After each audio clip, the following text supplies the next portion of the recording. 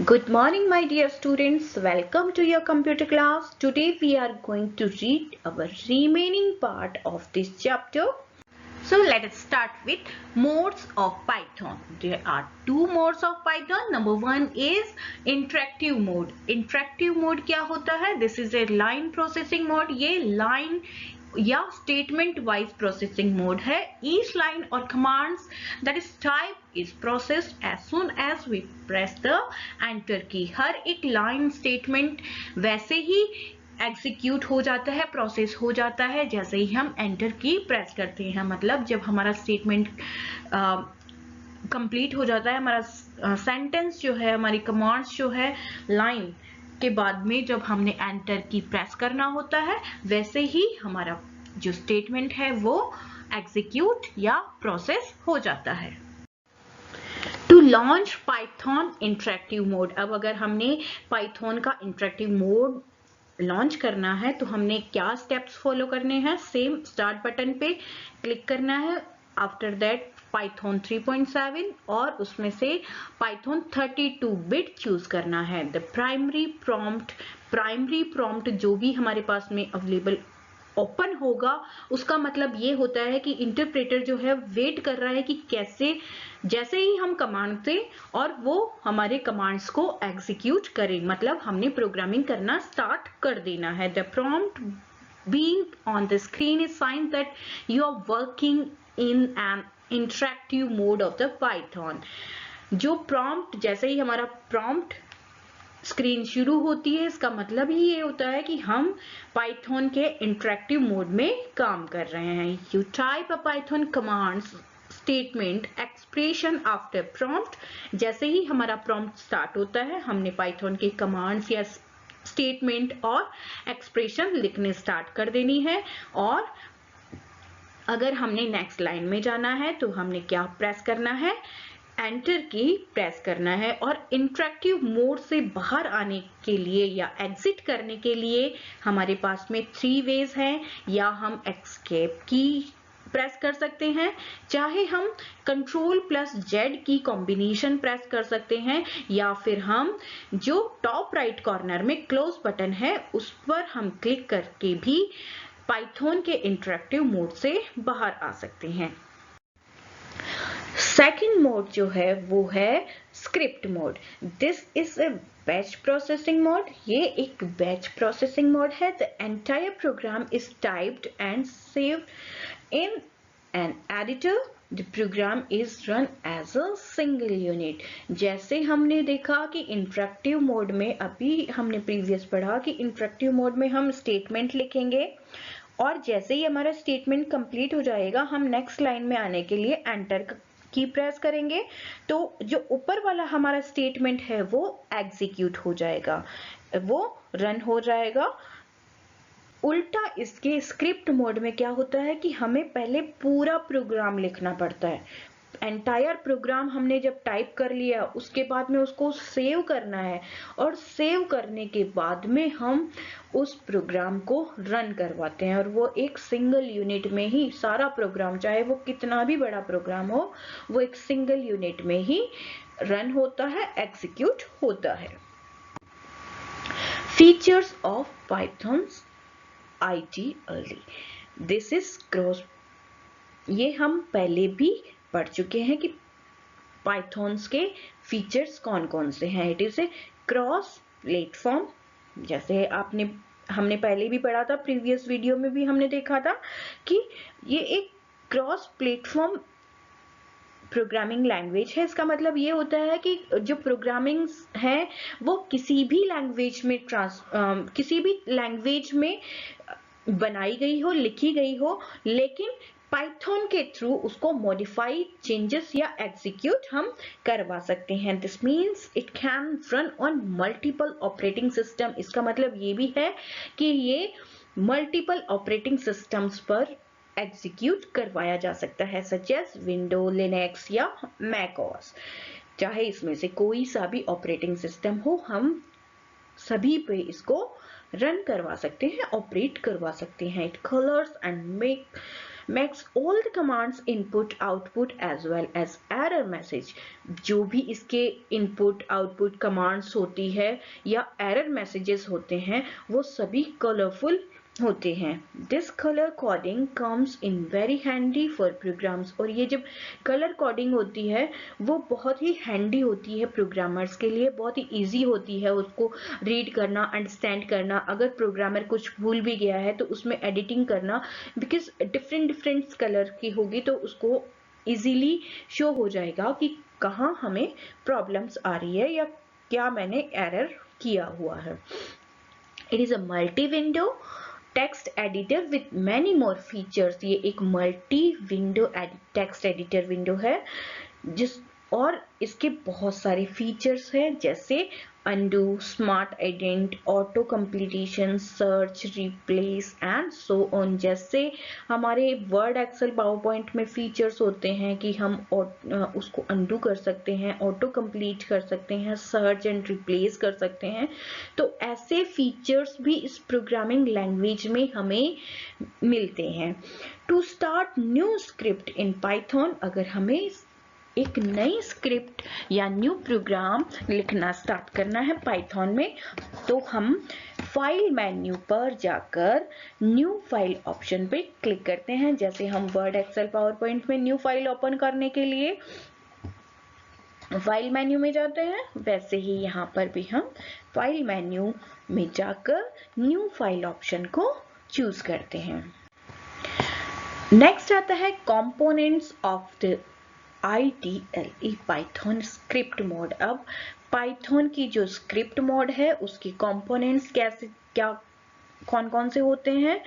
जैसे हमने word, Excel, power point या जो हम विंडोज यूज करते हैं, ऑफिस यूज करते हैं, सेम उसमें टाइटल बार होती है, मेन्यू बार होती है, स्टेटस बार होती है। ये तीनों ही बार हमें पाइथन लैंग्वेज में भी प्रोवाइड होती है। नेक्स्ट आता है स्क्रिप्ट एरिया, जहां हम वर्ड डॉक्यूमेंट में उसको वर्क एरिया बोल लेते हैं, वैसे ही यहाँ हम उसको स्क्रिप्ट एरिया बोलेंगे जहां हमें अपना प्रोग्राम लिखना होता है। To save file click on save button. जैसे हम वर्ड, एक्सेल, पावर पॉइंट की फाइल सेव करते हैं, सेव बटन पर जाकर फाइल मेन्यू में सेव ऑप्शन पर जाकर सेव एज ऑप्शन उसमें से चूज करना है और फाइल का नाम टाइप करने के बाद में सेव बटन पे क्लिक कर देना होता है। अब एग्जीक्यूट करवाने के लिए, प्रोग्राम को रन करवाने के लिए क्या करना है, हमने रन मेन्यू पे जाना है और उसमें से रन ऑप्शन चूज करना है। Okay, to exit the Python script mode, अगर हमने पाइथन का स्क्रिप्ट मोड एग्जिट करना है, सो हमने click on close button on the top right corner. दो ऑप्शन है, या तो हम फाइल मेन्यू में जाकर एग्जिट ऑप्शन पे भी क्लिक कर सकते हैं, या हम जो टॉप राइट कॉर्नर में क्लोज का बटन होता है, क्रॉस का साइन होता है, उस पे हम क्लिक कर देंगे।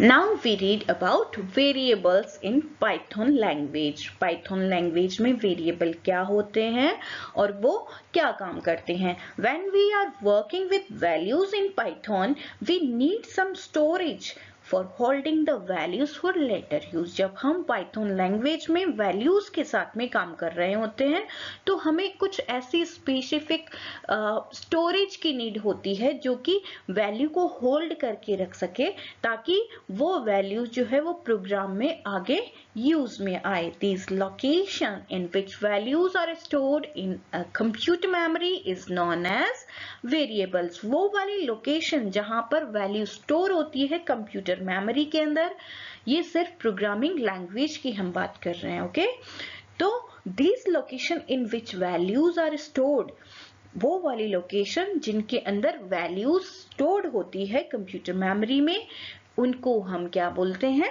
Variables. We can store only data value at a time on a variable. एक वेरिएबल के अंदर एक टाइम पर हम एक ही वैल्यू को स्टोर कर सकते हैं। When a new variable is stored in variable, जब एक वेरिएबल में न्यू वैल्यू स्टोर कर दी जाती है, साइन कर दी जाती है, तो प्रीवियस जो वैल्यू है वो ओवरराइट हो जाएगी, वो वहां से हट जाएगी। मतलब जैसे ही हमने एक वेरिएबल को न्यू वैल्यू असाइन की है, जो पुरानी वैल्यू थी वो वहां से रिमूव हो जाती है। अब हम देखेंगे कि वेरिएबल का नाम लिखने के लिए हमें कौन कौन से रूल्स फॉलो करने पड़ते हैं। So number 1 is a variable name should start with an alphabet और एन अंडरस्कोर।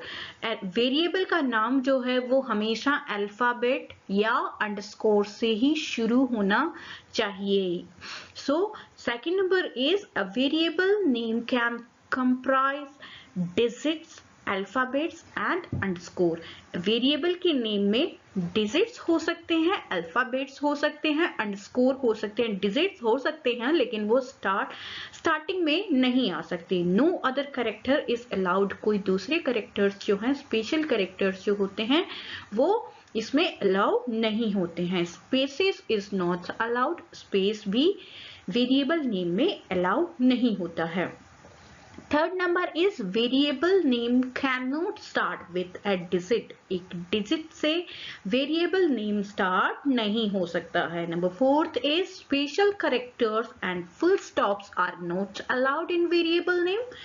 स्पेशल कैरेक्टर जैसे @ हैशटैग, परसेंटेज का साइन, एम्परसेंड का साइन या एस्ट्रिक वाले जो साइंस होते हैं, जो स्पेशल कैरेक्टर्स जिनको हम कहते हैं, या फुल स्टॉप्स जो है वेरिएबल नेम में अलाउ नहीं किए जा सकते।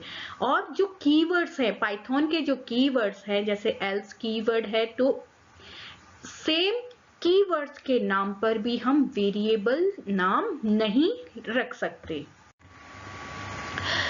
Next, another concept is data type. The data type represents the type of data stored in variable. Data types का मतलब ये होता है कि एक वेरिएबल के अंदर जो डाटा स्टोर किया गया है वो उसका टाइप कौन सा है, वो कौन से टाइप का है।